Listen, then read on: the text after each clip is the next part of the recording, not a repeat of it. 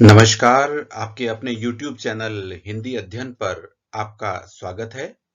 आज हम NCERT कक्षा 7 हिंदी विषय की पूरक पाठ्यपुस्तक बाल महाभारत कथा के पाठ 37 अश्वत्थामा और पाठ 38 युधिष्ठिर की वेदना लेकर प्रस्तुत हैं। आइए अध्ययन करते हैं इन दोनों पाठों का। पहले पाठ 37 अश्वत्थामा। अश्वत्थामा की पांडव नाश की प्रतिज्ञा के बारे में जानते हैं।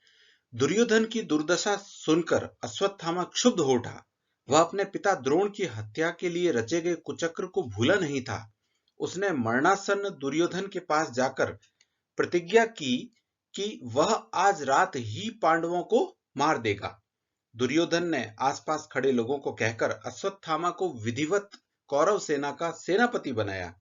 सूर्यास्त के बाद अश्वत्थामा कृपाचार्य और कृतवर्मा बरगद के पेड़ के नीचे रात बिताने के लिए ठहरे हुए थे।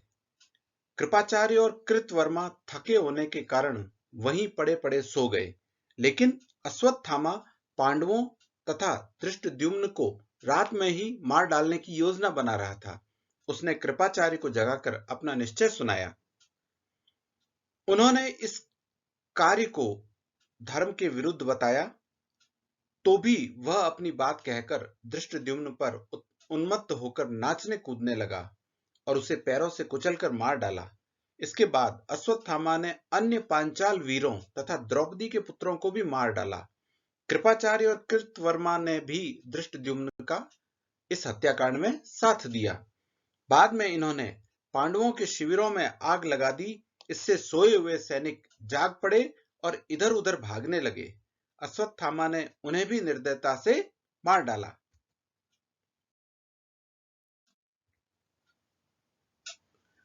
अश्वत्थामा ने दुर्योधन को जाकर बताया कि उसने पांडवों के पुत्रों, पांचालों, उनकी सेना सबको मार दिया है। यह सुनकर दुर्योधन प्रसन्न हुआ और अपने प्राण त्याग दिए। द्रौपदी ने अपने मृत पुत्रों के हत्यारे अश्वत्थामा से बदला लेने के लिए युधिष्ठिर से कहा, तो पांडवों ने गंगा किनारे छिपे हुए अश्वत्थामा को ढूंढ निकाला। अश्वत्थामा और भीम में भयंकर युद्ध हुआ। अश्वत्थामा हार गया।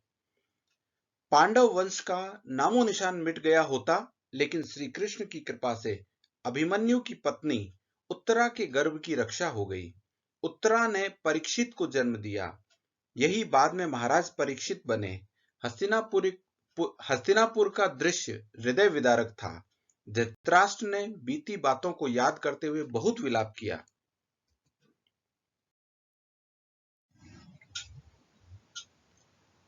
पाठ 38 युधिष्ठिर की वेदना। इसमें सबसे पहले धृतराष्ट्र, भीम और कृष्ण का एक प्रसंग आता है। युधिष्ठिर अपने भाइयों और श्री कृष्ण सहित धृतराष्ट्र के पास जाकर हाथ जोड़कर खड़े हो गए। धृतराष्ट्र ने भीम को अपने पास बुलाया, तो धृतराष्ट्र के हाव भाव से श्री कृष्ण ने अंदाजा लगाया कि धृतराष्ट्र पुत्र शोक में भीम का अमंगल न कर दे, इसलिए उन्होंने भीम के स्थान पर लोहे की प्रतिमा धृतराष्ट्र के आगे लाकर खड़ी कर दी। धृतराष्ट्र ने उस प्रतिमा को भीम समझकर ज्यों ही छाती से लगाया, त्यों ही उन्हें याद आया कि मेरे कितने ही प्यारे बेटों को भीम ने मार डाला है। इस विचार से क्षुब्ध होकर उन्होंने उसे जोर से छाती से लगाकर कस दिया, तो प्रतिमा चूर चूर हो गई। धृतराष्ट्र को लगा कि वे भीम की हत्या कर बैठे हैं, तो वे विलाप करने लगे। तब श्री कृष्ण ने उन्हें बताया कि भीम जीवित है, आपने लोहे की प्रतिमा को तोड़ा है।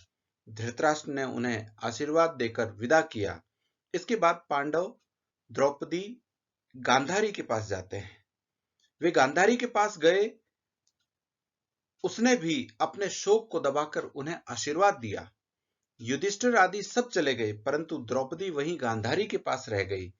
अपने 5 बालकों के मारे जाने के कारण द्रौपदी रोने लगी, तो गांधारी ने उसे सांत्वना देते हुए कहा कि हम दोनों की एक सी दशा है और यह सब उनके कारण ही हुआ है।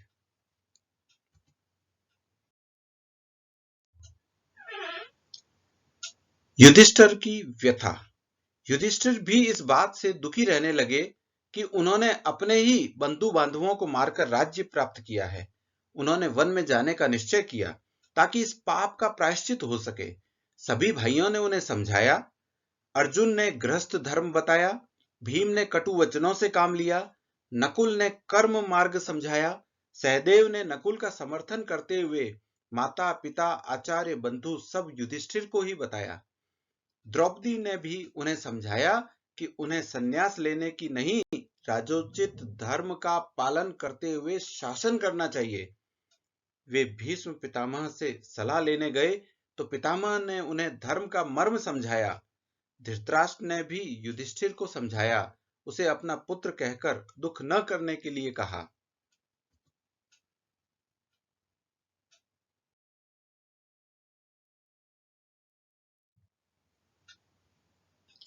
आइए अब समझते हैं पाठ 37 अश्वत्थामा के प्रश्नोत्तर। प्रश्न 1, अश्वत्थामा ने घायल दुर्योधन के सामने क्या प्रतिज्ञा की? अश्वत्थामा ने घायल दुर्योधन के सामने यह प्रतिज्ञा की कि वह आज ही रात में पांडवों को नष्ट करके रहेगा। प्रश्न 2, अश्वत्थामा ने पांडवों को मारने के लिए क्या योजना बनाई? अश्वत्थामा ने मन ही मन योजना बनाई कि अभी रात का समय है, पांडव सो रहे होंगे, सोते हुओं का वध करना आसान होगा। प्रश्न 3, अश्वत्थामा को किसने पराजित किया? अश्वत्थामा को भीम ने पराजित किया। प्रश्न 4, उत्तरा कौन थी? उसके पुत्र का क्या नाम था? उत्तरा अभिमन्यु की पत्नी थी। उसके पुत्र का नाम परीक्षित था, जो पांडवों के वंश का एकमात्र चिन्ह बच गया था।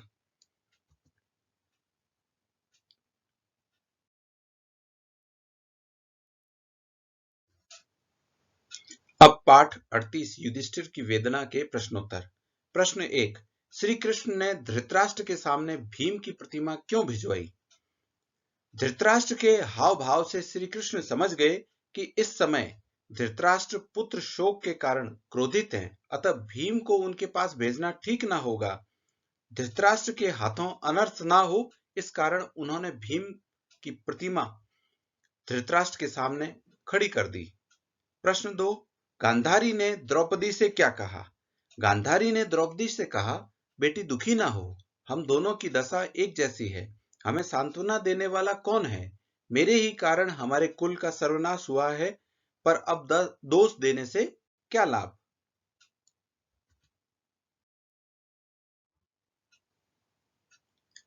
आशा है आपको ये दोनों पाठ समझ आए होंगे और इनके प्रश्नोत्तर आपके लिए उपयोगी होंगे।